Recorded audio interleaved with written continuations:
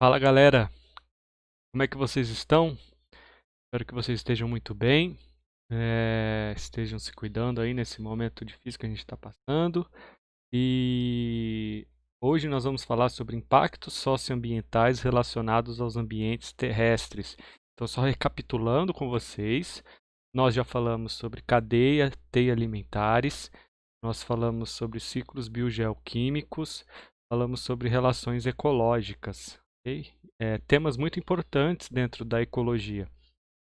Hoje nós vamos entender, eh, principalmente em relação aos ambientes terrestres, especificamente sobre desmatamento, quais são os impactos socioambientais relacionados a esses impactos, principalmente os impactos humanos, né? Como que essas questões ecológicas estão inseridas no contexto socioambiental, certo?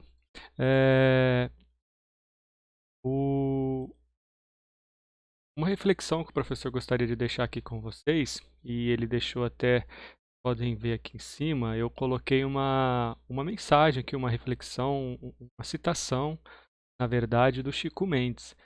O professor às vezes olha para lá, ele não está ficando doido não, tá bom?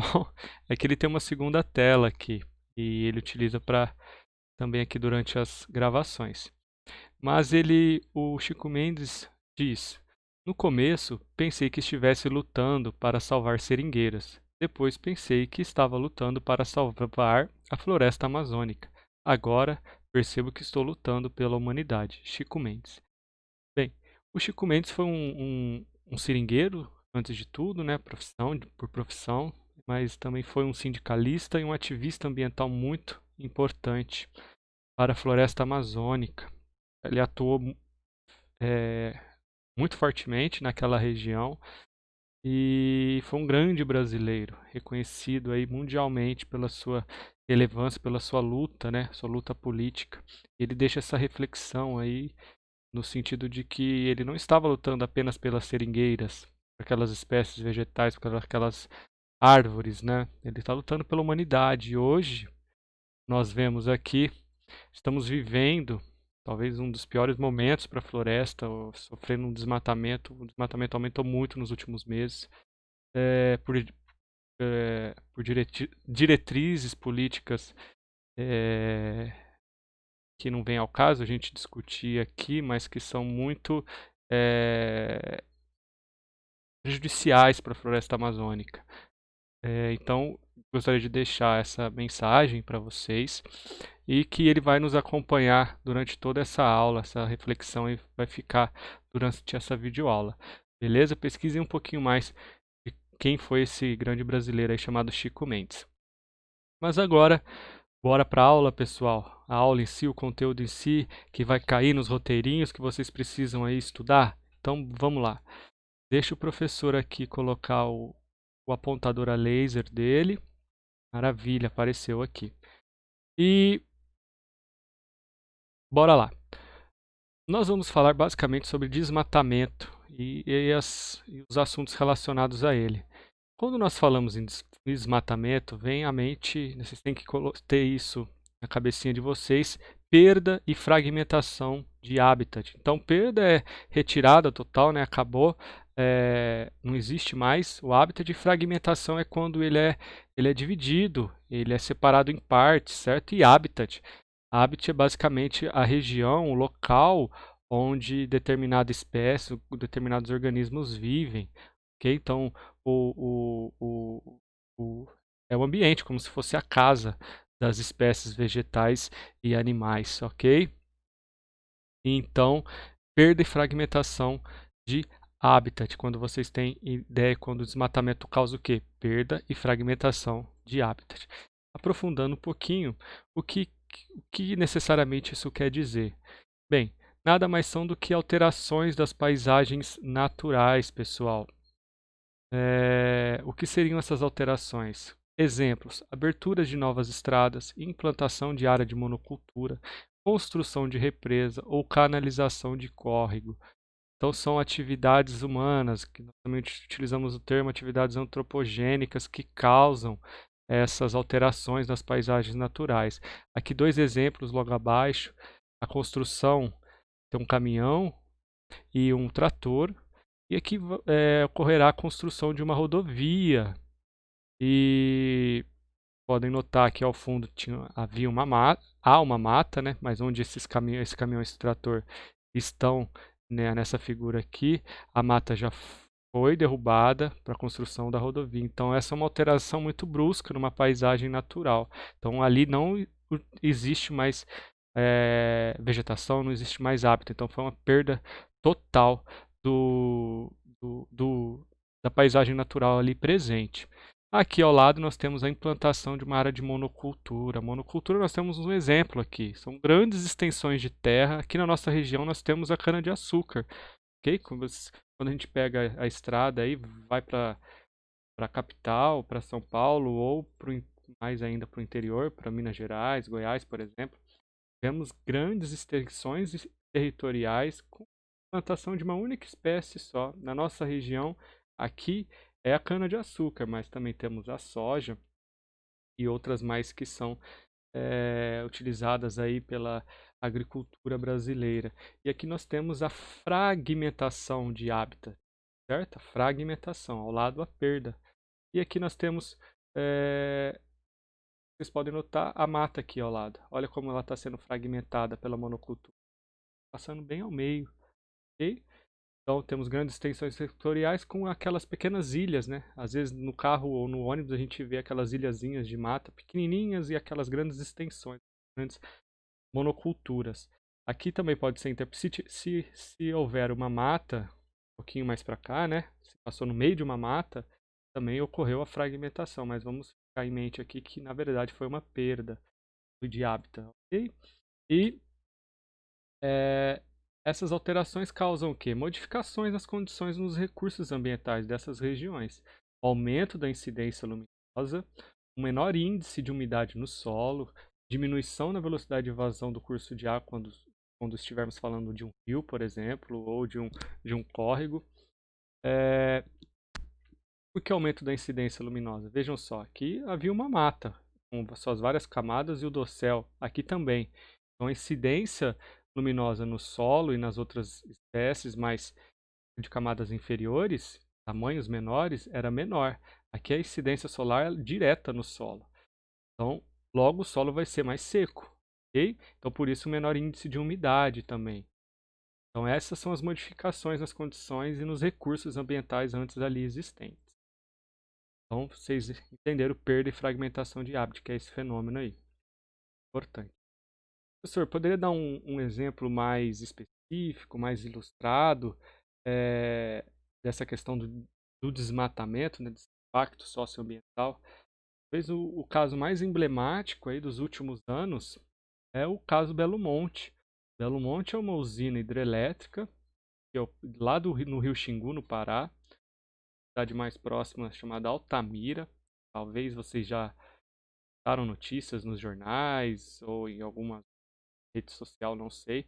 Mas o caso Belo Monte é uma questão muito emblemática, muito importante no sentido de ilustrar a questão do desmatamento. A usina hidrelétrica de Belo Monte, ela sofreu uma fortíssima oposição de comunidades indígenas e ribeirinhas locais, bem como de ambientalistas e acadêmicos, né, que são os professores universitários, os pesquisadores. As comunidades indígenas, óbvio, vocês conhecem, e as comunidades ribeirinhas, não sei se vocês conhecem esse termo, são aquela população, aquelas pessoas, né, que vivem às margens de grandes rios, certo? Então, eles sofreram uma forte oposição porque eles não participaram das tomadas de decisões políticas. Eles basicamente receberam uma, uma informação, uma notícia: olha, vamos construir uma usina hidrelétrica monstruosa aqui onde você mora e vai inundar tudo e vocês vão perder suas casas e toda a sua cultura e toda a sua vivência que vocês tinham aqui nessa região. Não participaram, não foram agentes tomadores de decisão dessa decisão de construir uma usina hidrelétrica, vamos dizer assim, na casa deles, né? Basicamente no quintal deles. Então, por isso, sofreu uma forte oposição dessas comunidades. Falando um pouquinho mais da biologia, pessoal, o Belo Monte causou um forte impacto toda usina hidrelétrica, principalmente essas maiores, causam um forte impacto na flora e na fauna da região. Por quê, professor? Bom, a primeira coisa é que ocorre alteração do escoamento e do fluxo de água do rio. Por quê? Temos o rio, e todo ocorreu todo um alagamento, toda nessa foto aqui do projeto que eu tenho, vocês estão vendo o alagamento de, não, o rio não era assim, ok? Mas aqui mais para trás o rio tem outros formatos, outra forma, mas ele também tem essa característica de bem serpentiforme, né? Ele vai andando, vai serpenteando a mata e, e, claramente ocorre uma alteração de escoamento no fluxo de água. Quando você represa, que eles represaram. O rio tinha o fluxo de água ele era constante. Aqui ele sofreu, foi construída uma barragem. Ok? Então, a alteração do escoamento e do fluxo de água ela é muito forte. Ocorre uma alteração do ciclo do rio. O rio tem um ciclo que tem a estação seca e a estação cheia. O rio, em certos momentos do ano, ele fica uma quantidade de água menor, ele fica mais seco, e uma determinada, quando há mais chuvas, ele se enche e fica com uma quantidade de água maior. Então, alterou esse ciclo do rio também. Como eu disse, também ocorre um alagamento total dessa região. Isso vai fazer com que ocorra o apodrecimento das raízes das árvores que estavam às margens e a metros também dentro da mata. Então ocorre um alagamento dessas raízes e prejudicando a desova dos peixes que estavam adaptadas ali por aquela região e fazendo que dezenas de espécies de peixes sejam prejudicadas. Ok? E uma coisa mais voltada para as pessoas que ali viviam antes, as comunidades ribeirinhas, os indígenas chegavam até Altamira para acessar a saúde e outras questões básicas, né? Serviços básicos, através de um transporte fluvial. Como construir a barragem, não tem como eles passarem por ali. Então, resumidamente, essas pessoas que viviam, nasceram, os pais, os avós, nasceram e cresceram ali, construindo sua cultura própria, se alimentando de peixes, cultivando ali o seu alimento, eles foram transportados, foram removidos, né? Foram expulsos eles ganharam uma casa de 2 quartos pequenos, uma cozinha e um pequeno quintal. Então você imagina o impacto que tem isso numa família ou em pessoas de uma maior idade que vivia ali com o rio, tinha uma relação com a natureza muito forte, estreita, e a partir de um momento ela é abruptamente transferida para o contexto urbano, que nós vivemos na cidade, nós estamos habituados, mas às vezes uma pessoa que tem uma cultura muito forte com a natureza, uma presença ali, com um meio ambiente muito forte, ela sofre muito no meio urbano. Ok? Então, o caso Belo Monte, resumidamente, é esse, pessoal, que além do desmatamento que ocorreu em determinadas áreas, também há o alagamento, então é um impacto muito forte, um impacto socioambiental muito importante aí que precisa ser estudado. E a atenção de vocês também. Nossa, na verdade. Bem, uma pausazinha sobre os impactos socioambientais, eu gostaria de falar com vocês de um conceito ecológico muito importante, já que estamos falando de desmatamento, de impactos, né, socioambientais, vocês vão entender o porquê disso lá na sucessão ecológica secundária, mas antes nós vamos falar da sucessão ecológica primária, que é o outro tipo de sucessão ecológica. A sucessão ecológica primária, a primeira coisa que vocês basicamente a primária e a secundária vai nos dizer, eles vão nos explicar, são conceitos que nos norteiam para como que ocorre a ocupação da vida em ambientes inóspitos, com condições climáticas desfavoráveis, que antes ali não havia vida, que não existia nenhum tipo de ser vivo, pluricelular, talvez algumas formas de vida bem simples, como seres procariotos, mas aquela exuberância vegetal, a biodiversidade animal não estava ali presente, como por exemplo uma ilha vulcânica. Vamos imaginar isso. A primeira coisa que nós temos que ter em mente são as espécies pioneiras. O que são as espécies pioneiras? Elas têm uma maior são aqueles organismos que têm um maior limite de tolerância e suportam melhor condições ambientais muito variáveis e inóspitas. As condições climáticas muito desfavoráveis, bem desfavoráveis, que ali não existia grandes formas de vida, ok? Aqui um exemplo clássico são os líquens. Eles estão, essa parte mais avermelhada é uma rocha, que ela começa a ter furinhos pela ação do líquen, e o líquen são essas estruturas aqui amareladas, esbranquiçadas, e também tem muitos musgos. Então essas espécies pioneiras, ela tem um limite de tolerância alto e suportam essas condições ambientais mais fortes, mais inóspitas, ok? Nós dividimos a sucessão ecológica em 3 fases, pessoal. A primeira fase é chamada de ecese.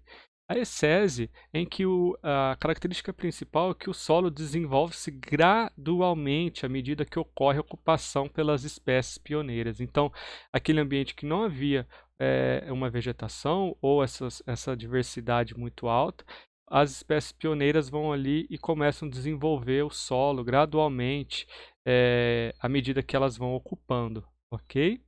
A segunda fase nós chamamos de série, com S.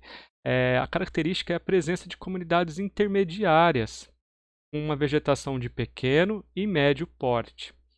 Por quê? Porque na primeira fase, na ecese, essas espécies pioneiras já prepararam o solo gradualmente. Isso nós estamos falando de milhares de anos, pessoal, centenas de milhares de anos. É muito tempo, isso demora muito tempo para acontecer. É, essas elas oferecem na segunda fase, nessas comunidades intermediárias, oferecem condições para a chegada de animais e o ambiente passa por intensas transformações. No próximo slide vocês vão ter uma ideia melhor. Antes de eu falar do que é uma terceira fase, comunidade clímax, olha aqui que o professor estava falando. Aqui é uma sucessão ecológica primária. Podemos construir uma linha do tempo aqui implícita na nossa cabeça que aqui começou e aqui seria uma situação atual, um momento atual, ok? Nessa primeira lá, espécies pioneiras, líquens e musgo, ocupando rocha nua, a rocha em si, preparando o solo através de suas reações enzimáticas ali com a rocha, ela vai preparando aquele terreno para a vegetação de pequeno porte. Isso se passam centenas de milhares de anos, milhões de anos, ok? E a vegetação de pequeno porte vai criando condições para uma vegetação de médio porte. Isso, o tempo vai passando, centenas de milhares de anos, até que chega a vegetação de grande porte. Temos aqui, como nós podemos observar hoje, uma mata que você vai, talvez na Mata Santa Teresa, aqui de Ribeirão Preto, bem característica, está lá a mata. Aquilo nós chamamos de uma comunidade clímax, que é a terceira fase, onde há um relativo equilíbrio ecológico, certo? E a principal característica é a exuberância da vegetação. Beleza, pessoal? Essa é a comunidade clímax. Então, a sucessão ecológica primária tem 3 fases. Ecese, olha lá, vamos voltar aqui. Ecese, série e comunidade clímax. Beleza? E aqui temos a figura aqui ilustrando muito bem. E agora vamos falar sobre a sucessão ecológica secundária, que também fala desse processo de colonização de um ambiente, mas vocês vão entender a diferença. A sucessão ecológica secundária, ela ocorre numa comunidade já estabelecida. Então, aquela comunidade que já atingiu aquele estado clímax, que há um relativo equilíbrio ecológico. E, com base nisso, ela sofre alguma alteração em sua estrutura. Por o quê? Por uma perturbação ambiental. A perturbação ambiental não necessariamente precisa ser de intervenção humana. Há queimadas naturais, principalmente no Cerrado, por exemplo, por conta das condições climáticas ali, mas atualmente, devido à intervenção humana, tem sido a principal perturbação ambiental que a fauna e a flora têm sofrido. Por isso que o professor colocou aqui intervenção humana. Então, é uma comunidade que já está ali estabelecida, por exemplo, é uma Mata da Santa Teresa, que algum cidadão, seja intencionalmente ou não, provoca um, um incêndio, né, daquela mata. As condições para essa recolonização dessa mata, depois que o incêndio passa, são mais favoráveis. Ocorreu um incêndio, mas não precisa começar lá do zero, com os líquens e os musgos. Lembra? Lá na rocha, processo de milhares de anos, isso demora. Depois vem de pequeno, depois de médio. Alguns arbustos sobraram, algumas árvores sobraram, então as condições são mais favoráveis para o processo de colonização. Okay? Exemplos são áreas florestais queimadas, que o professor acabou de dizer, e terrenos desmatados. A distinção, você separar, né, a sucessão primária, secundária, a sucessão ecológica primária da secundária, por vezes, não é muito clara. Mas a gente tem sempre que se atentar às condições climáticas, condições menos ou mais favoráveis para que essa recolonização ocorra, essa colonização dessa área, beleza? Mas a sucessão ecológica secundária, sempre pensem que há uma perturbação ambiental muito forte, seja por intervenção humana ou não, uma queimada ou um desmatamento, e depois disso há uma colonização. E essa colonização nós chamamos de sucessão ecológica secundária. Fechando esse conceito ecológico muito importante, pessoal, nós vamos falar sobre o uso inadequado do solo. Pensando em uso inadequado do solo, nós podemos pensar em produção de alimentos. Por que vamos falar disso, professor? Bem, estima-se que nesse ano, em 2020, nós temos 7,8 bilhões de pessoas no mundo, no planeta. Em 2100, daqui 80 anos, espera-se, a estimativa da ONU é que existam 11,2 bilhões de pessoas. Então a população está crescendo muito rápido, beleza? E uma preocupação que se tem é com a produção de alimentos. Será que vamos ter espaço, vamos ter capacidade, vamos ter tecnologia? O uso do solo vai ser o suficiente para a gente produzir tanto alimento? Então isso é uma grande discussão, mas o que antes de fazer essa discussão sobre a produção de alimentos, o professor quer apresentar aqui uma reflexão que é sobre o desperdício de alimento. Cerca de 30% do alimento produzido no planeta é desperdiçado, é jogado fora, vai pro lixo, pessoal. O professor vai tentar explicar a magnitude disso. Vamos supor que a comunidade toda mundial sentou-se numa mesa e foi produzido para essa galera 100 pratos de comida. Os pratos são grandes, vamos imaginar assim, vamos imaginar que esses 100 pratos vão alimentar essas pessoas. É uma suposição que o professor está fazendo aqui para vocês entenderem a magnitude desse desperdício. 100 pratos de comida. E nós disponibilizando para as pessoas se alimentarem. 30 pratos serão jogados fora, com comida fresca que poderia alimentar outras pessoas. Por que esse alimento é jogado fora? Por N motivos, mas principalmente pela a ideia do consumista vigente e pela desigualdade entre a desigualdade social entre as pessoas. Beleza? Então, nós precisamos nos preocupar sim com a produção de alimentos, mas também temos que repensar o desperdício de alimentos. 30% do alimento produzido é desperdiçado. E esse número se concentra naquelas sociedades mais consumistas, como, por exemplo, os Estados Unidos das Américas. Estados Unidos da América, né? Beleza? Fica essa reflexão. Mas voltando, esse uso inadequado do solo é basicamente praticado, vamos falar no contexto de Brasil, né? Pela agricultura e pela pecuária. A agricultura que produz os grãos, os nossos alimentos, e a pecuária que criação de gados, né? Os animais que nós nos alimentamos. Por que que é um uso inadequado? Porque causa um desmatamento grande. Floresta amazônica nos últimos meses, o índice de desmatamento aumentou muito. Ocorre um desgaste do solo, a erosão, o uso de adubos que vai interferir lá no ciclo do nitrogênio. Lembra, pessoal, do roteirinho anterior? O uso de adubos, compostos nitrogenados, isso tem um impacto ambiental muito forte. E os processos de desertificação, que antes é uma paisagem natural maravilhosa, exuberante, que pela ação humana se transforma num grande deserto, infelizmente. Então, a agricultura e pecuária são os grandes responsáveis por esse uso inadequado do solo, esse uso extrativista, por vezes até famigerado, que não tem uma questão ambiental, uma preocupação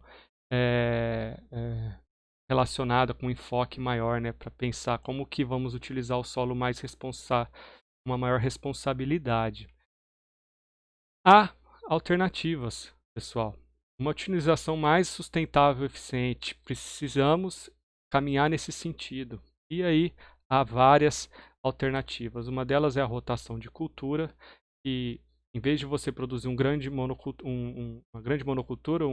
extensas regiões, áreas territoriais com uma única espécie, vamos fazer, além de plantar várias espécies, rotacionar essas mudar conforme as condições climáticas, as condições do solo, mudar conforme o tempo, aquilo que nós estamos plantando. E temos uma questão também que são sistemas agroflorestais. Não sei se vocês já ouviram o termo agroecologia, que é um ramo muito forte que tem crescido aí dentro da ecologia, que nada mais é do que beber na fonte das comunidades indígenas, comunidades ribeirinhas, que é utilizar o conhecimento que essas populações possuem para, a partir da floresta, em pé, como podemos produzir alimentos. Isso aqui parece uma grande mata, né, pessoal? Mas aqui é uma foto que eu retirei de um projeto da Embrapa, uma grande empresa nacional, né, do nosso país, brasileira, que tem um enfoque muito grande na agrofloresta também, estudos importantes, em que dentro dessa mata, pessoal, há muita produção de alimentos. Eles utilizam as condições de umidade, características específicas de determinadas espécies, para que eles plantam esses alimentos dentro da mata e depois fazem a colheita e de uma forma muito eficiente. Ok? Então, é a união da ciência, desenvolvimento de tecnologia com o conhecimento das nossas comunidades indígenas, comunidades ribeirinhas, quilombos também, beleza, pessoal? Então, a agrofloresta é um ramo aí muito importante que pode ser. A ONU, inclusive, tem cursos e grandes recomendações para que a humanidade se atente a essa forma de produção de alimento, certo? Através de uma questão mais agroecológica, mais consciente, mais sustentável. E um último exemplo que eu gostaria de mostrar para vocês, nós às vezes estamos acostumados com talvez uma horta, né? Essa aqui é uma horta meio adaptada, nós chamamos elas de mandala.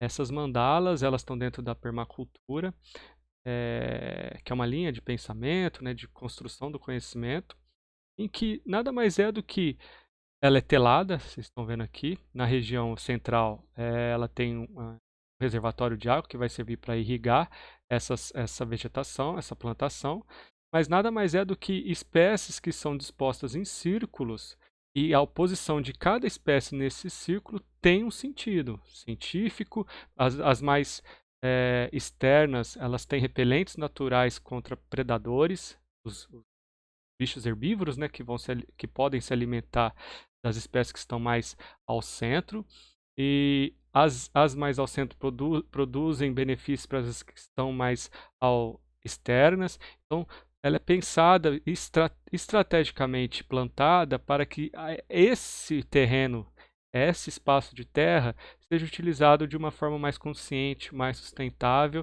e também mais produtiva. Ok, pessoal? Isso estou resumindo aqui para vocês bem, muito sobre mandalas e agroflorestas. Se a gente for, dá para fazer uma aula só sobre agroecologia, mas só para mostrar para vocês que há alternativas e elas são muito eficientes. Dúvidas? Vixe!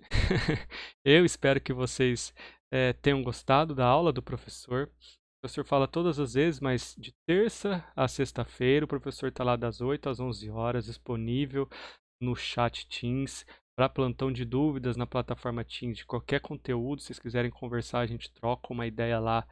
Beleza, pessoal? O professor também tem as lives às terças-feiras, 10h40. Toda terça-feira tá lá o professor na live, no Teams, para conversar com vocês. Muita pouca gente entra, pouquíssimos alunos entram dos primeiros anos. É muito importante vocês estarem lá, porque lá o professor vai corrigir, vai fazer a correção comentada das tarefas e vai apresentar a nova tarefa que está vigente em determinado período. Vou conversar com vocês, se vocês tiverem dúvida, eu já tiro previamente. Então, se às vezes você pega a sua tarefa, nossa, eu não estou entendendo nada, mesmo depois de assistir a aula, vai lá nessa live, manda uma mensagem para o professor, que o professor vai estar disponível. Beleza, pessoal? Fiquem bem, cuidem-se, cuidem das suas famílias, dos seus próximos, mantenham o isolamento social, ok? E até a próxima. Um grande abraço, fiquem em paz. Falou!